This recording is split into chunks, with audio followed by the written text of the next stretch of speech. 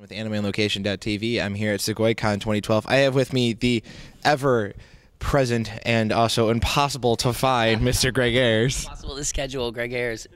Sorry about that. All right, so it's been a while since we got the chance to sit down and have a good chat. How have you been? Oh, doing good. It's been a really busy year.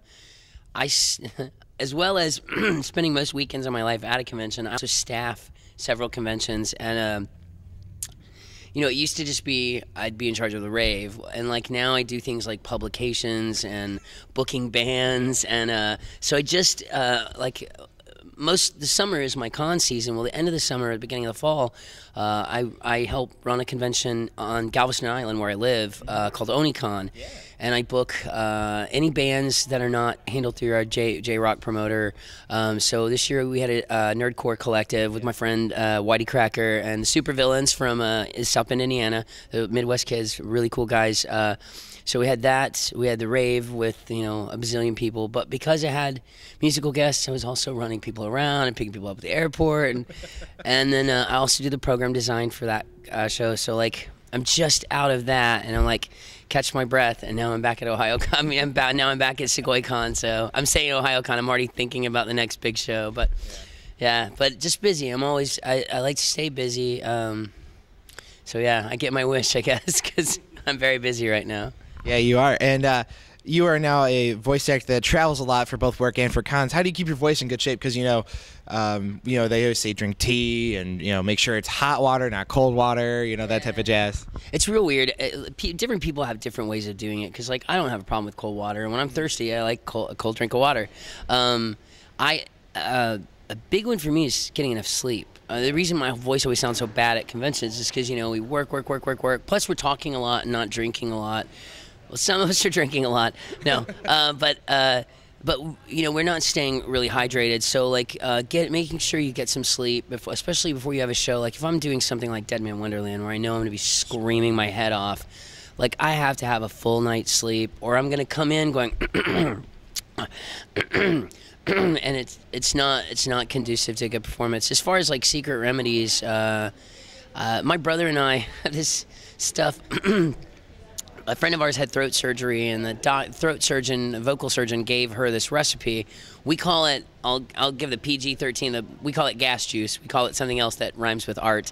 But it's orange juice. Take a pint glass with orange juice almost all the way to the top, 2 tablespoons of local honey, and a table of apple cider vinegar, Bragg's organic apple cider vinegar, which is the gross part. Stir it up, and you drink it every hour on the hour, and that actually saved me. I was doing a musical where I had to sing Cab Calloway's Minnie the Moocher every night, and I got pneumonia. Oh. And I had no voice. And so what I would do that, and boy was I gassy, but I could sing that one song every night, and then I had to mouth because that's the only song where I was singing solo.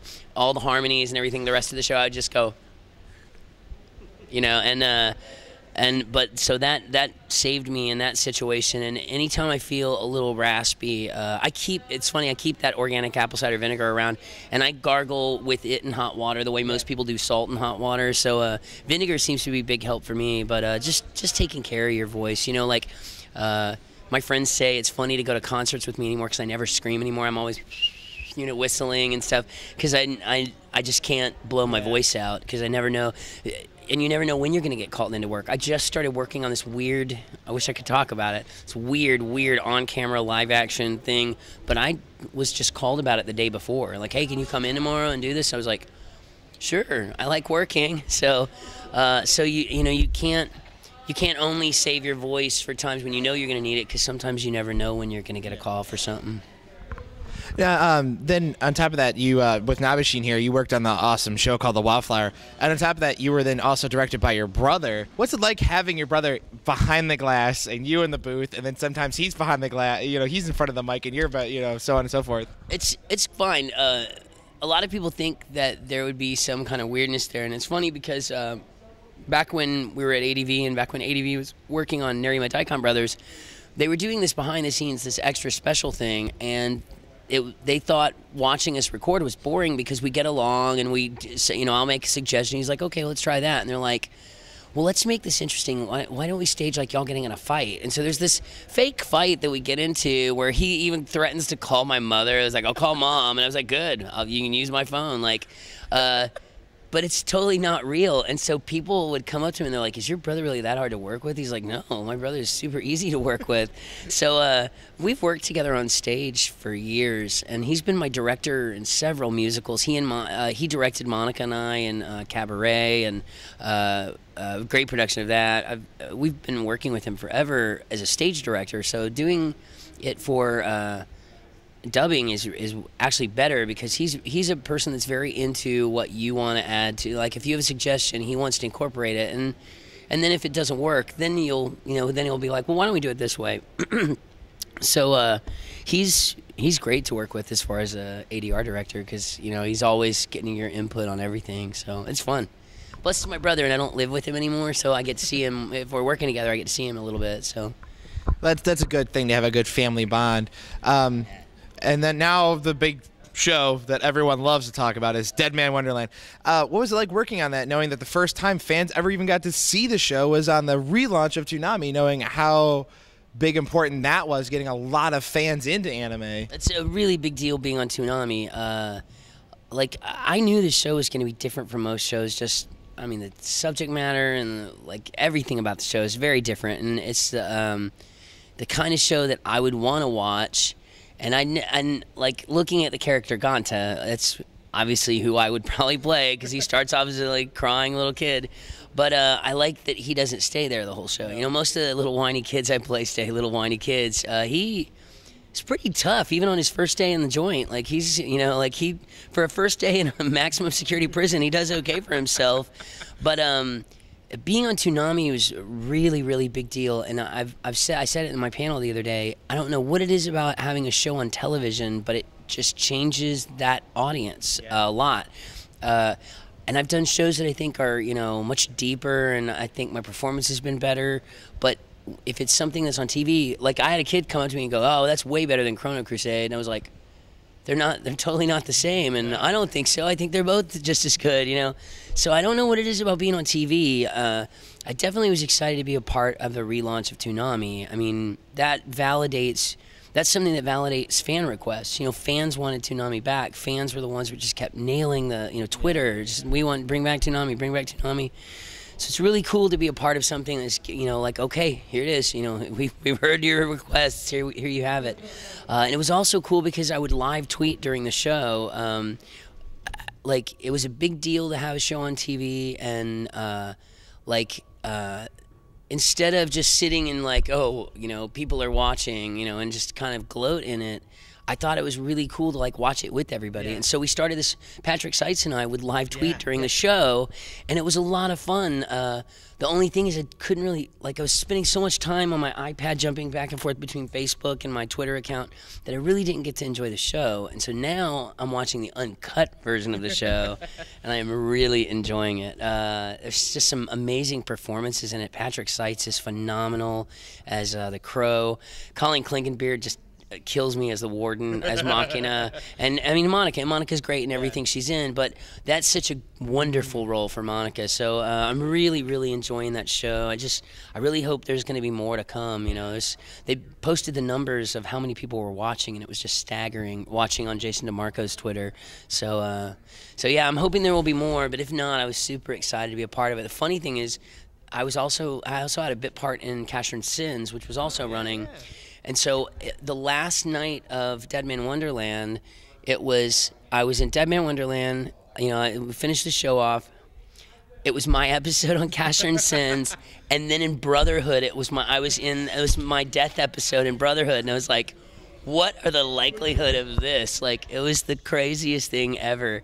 So somebody was like, wow, double header tonight. Triple header tonight. So, and it was cool to find out that Sam 7 was going to, take his place. So that's kind of cool too. But yeah, I could go on for days about Dead Man Wonderland. I love that show. And now you're working. Currently, the newest show out there is the Emotionally Heavy EF series. What it was like working on that one? Yep. That's a really cool show. Just because that's his style of show that I know would never get a TV broadcast. I know won't have the zing of a Cowboy Bebop or a Trigun. But oh, what a like heavy duty emotional show, and like to me that's a show that's like a reward, like a Easter egg for a fan. You know, it's just somebody that didn't know what that show was all about and they stumble on it. It's a phenomenal show. I love it, but like I think my character is probably the most vanilla I've played in a while. What makes that show so amazing are the two female counter leads and it's hard to talk about that show because my story, like the story my character's in, is only one of several stories, so it's really weird. So like in F A Tale of Melodies, I'm just almost barely in it. You know, I'm only like, you only hear me a few times because that's the other stories. Yeah. But I loved it, and really, really neat show. Really, really cool. Lucy, there's a scene, I won't, not to give anything away, there's a scene that Lucy has where she's trying to get a hold of somebody on the phone that is just amazing. It's intense. But yeah, really neat show. Real deep show, definitely. Yeah. I guess I need to go check it out. Oh, that's really good. Now, as we've mentioned, you know, you travel a lot, and cons are an important part of your life. What's it like to be invited back to some of them, you know, over and over and over again? Because that's a big honor. Oh, definitely. In fact, the first time I went to Anime Boston, I was so excited. It's really just, I still think it's the best con in the country. I still think it's just the best as far as the way it works and the way it still feels like a small convention. I was told the first time I went there, they're like, well, you know, they don't have repeat guests because I was used to doing a lot of the East Coast cons, and I was hitting the same cons every year, and I was told kind of as a precursor, like, oh, by the way, enjoy this. You know, you probably won't be back for a while. And I've never missed another year since. So I don't know what that says, but it's a big honor. And I've even had con chairs argue with me and were like, well, that's bad for business. But I know shows that have the same guests almost every year that sell out every year. And as a person that also works on a group for another con that selects guests, I think having guests that interact with the attendees well are a big deal. And I mean, that's why I come to conventions. This just in, Greg Ayres does not, you know, come to conventions to hang out with voice actors. Like, I see those guys all day, every day. I like being around other fans. I had gotten into this ridiculous conversation about, you know, Lane in the hallway with somebody a little while ago, and they're like, what do you think that show really means? I was like, okay, well, I went on this long deal. You know, out in the real world that won't happen, but I could only do that here. And so, you know, I like it, I guess it, you know, and I also know that it won't happen with every show, but I definitely like it. It's weird because there's some parts of the country that's the only way I'll see my friends, so I hope I get re-invited back. Otherwise, I'm going to have to get in a car one day and do like this, you know, travel around tour of the U.S. to see all my friends. A little tour bus or something. Okay, and now it's you started this with Jamie McGonigal and so on and so forth, and it's just picked up steam. It's the It Gets Better project, and it's a big part of your life. And what does it mean to you knowing that people have a safe outlet to express themselves in a room and get support where they need it? Well, I didn't start the project. I mean, obviously it's a national thing. Dan Savage started the original It Gets Better project, but I brought it to anime conventions. Like, I felt really strongly about bringing it to anime conventions because in the last few years, I've seen a lot of bullying at conventions. I've seen, you know, a place that's supposed to be a safe haven for everybody be suddenly a kind of a nitpicky, cliquey thing. I also know that, like, as a bullied kid myself, like, probably 90% of the people here have dealt with some sort of intimidation or bullying. And so I just think it's a really great idea. Everyone should have somewhere in their life that they can go that is safe. And like as sad as it is for me to really say that that's not home for some people, there should be at least one place that's safe. And it's really cool. I did the first It Gets Better panel at a convention called, it wasn't my first, but the first time I was a guest at Sugoicon, we did a really, really long, intensive It Gets Better, and this year they announced their entire convention a safe space. Yep. We were talking about, you know, safe spaces in school, and I never thought of how it might apply to a convention. We was just talking about an educational standpoint on bullying, and Stephanie and Joe were like, you know what, we ought to run with this and make our convention a safe space. And I know 2 or 3 other conventions that are now looking into doing the same thing. I think it's so cool. You know, it's from a logistical standpoint, I wonder how it's going to work. Yeah. Like, it's a really, you know, thinking that out, it's really tough. But I like it. I think if all of us were just left to live our lives the way we wanted, I think there would be a lot more peace in this world. But people don't. It's a natural instinct to, hey, why does that guy have purple hair? You know, what is she wearing? She doesn't belong in that, you know. And like yesterday was really interesting. Yesterday the panel got cut short due to some goof on the schedule. We only had an hour, and that panel ends up being a lot of people sharing their. I mean, once we opened the floor up, there was just a line all the way to the door of people that just wanted to share what they've been through and, you know, just in some cases get things off their chest. Well, when it was time, somebody came in and like, it's time. And there's still a ton of kids that wanted to talk. So, and I have known to get upset when they cut panels short. And so I was like, let's just go outside. And so we had this big powwow outside and everybody continued to talk to each other. And what was really cool is, while I was talking to this one girl about an abuse situation, I could hear someone else like, when I came out to my mother, and like, so they were doing it all individually, off in little groups, and I was like, I love that idea. In fact, at Anime Detour next year, we're talking about doing a breakaway workshop where people pair off into small groups, because the idea is, when I leave tomorrow, you know, I'll leave Kentucky tomorrow, and I won't be back until, you know, maybe OMG Con in the summer. I won't be here when somebody's having a problem. But if they make friends with somebody they know in this circle, they have somebody close by that's their friend. And so I love that idea. And I love anything that at con that brings people together and you make new friends. So I was really excited to see that kind of happen on accident last night. It worked really well. I told somebody, I was like, well, this cost me my dinner, but this was really cool. Like, I really enjoyed watching this. So it worked out really good. And I had two girls come up to me and say they'd only bought a one-day pass and they just came for this panel. They like were just there for that panel.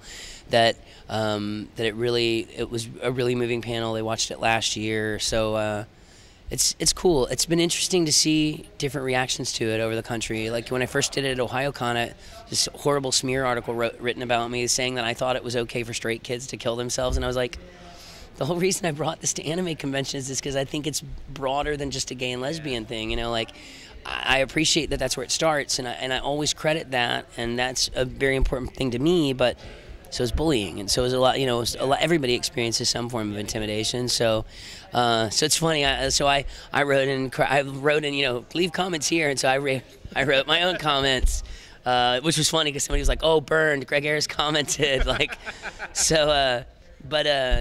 But yeah, it's been nothing but positive so far. I mean, there's always naysayers to something like that. There are people that think it's too political, and it's really not about politics. Some people get a little cheesy when people start talking about their sexuality, but it's more about giving kids a place to just talk. And like, if somebody else's sexuality makes you uncomfortable, I can respect that, but I also think there needs to be a place where kids can talk to each other and just be who they want to be. Like that's, you know, I had a kid tell me that last night. Like, I can't express myself at home. And I'm like, go express yourself somewhere else and use home as your apartment, you know, go there to sleep, you know. So I'm really excited that it is doing it's picking up the steam that it is. So it's really cool. Finishing up on the It Gets Better project, are there any new and upcoming projects you want to talk about, you know, coming in the coming year that you're allowed to talk about? Yeah, there's always something I'm working on that I love, but I can't talk about. I think I can finally talk about, I play a villain in Toriko that I'm really excited about. I play a character called Tommy Rod, who is funny because he looks like Nicki Minaj. First time I saw the character, I was like, that definitely does not look like a boy. And they're like, oh no, it's definitely a boy. He's this really weird pink-haired, I don't know why they thought of me, pink-haired, but it's like a pink bob. And he's got this like rosy red lipstick, and it's more like if the Joker and Nicki Minaj had a baby. That's what this character looks like. But he like his special power, he's swallowed the eggs of all of these insects, and he, so gross, barfs them up partially to his throat, hatches them, and then vomits these deadly bugs. So I spent a great deal of time making, you know, these awful noises, which is funny when you do it all day long because you just get grosser and grosser as the day goes on. That I'm really excited about Hakuoke. There's a lot of fans that are really excited about that. It was based on a PSP game, and I play a character named Hesuke Todo, who reminds me a lot of Son Goku and Sayuki, except he's got a cool ponytail on the top of his head. And my brother directed that, and I just started watching. It's not new, but it just finally got around to start watching Intrigue in the Bakamatsu, which is another one I did with my brother. Really enjoying that. And probably the thing I've been the most excited about and that's new is a project called Number 6. And I like, from the minute I heard about that project, I was really excited about the prospect of maybe, you know, I was like, oh, I hope I'm working for one of the two companies. You know, like, I hope one of these two companies will get the show. And somebody goes, well, it's already announced, Sentai Filmworks has it. So then I got really excited, but you don't even know if you're going to get allowed to audition for a show. You know, it just depends on what the director wants. And as it turns out, I didn't even audition. I was just, they called and said, hey, I've got this show. Are you comfortable walking into a lead role? And I was like, what show is it? You know, I was like, is it Number 6? You know, I've already seen it because they had been airing it on the Anime Network, so I'd seen the whole show, and it really helped knowing the show too. It's a really neat show. There are people that'll say it's a yaoi title. There are people that say it's a sci-fi title. It's just a really good story-driven show. And I like that I start off looking and sounding like every character I've ever played, and through a fluke or virus or whatnot, I end up with this sky white hair and these red marks all, and it's really cool looking character. So I don't usually get to play the, you know, cool looking, he's not a villain, he's actually a good guy. But and I went back and watched it. I was so excited to see the dub of it because I'd seen it subtitled 1.5 times. Like, I'd seen the whole thing and started watching it again. And it's just stellar performances, especially Lucy Christian, who's good in everything.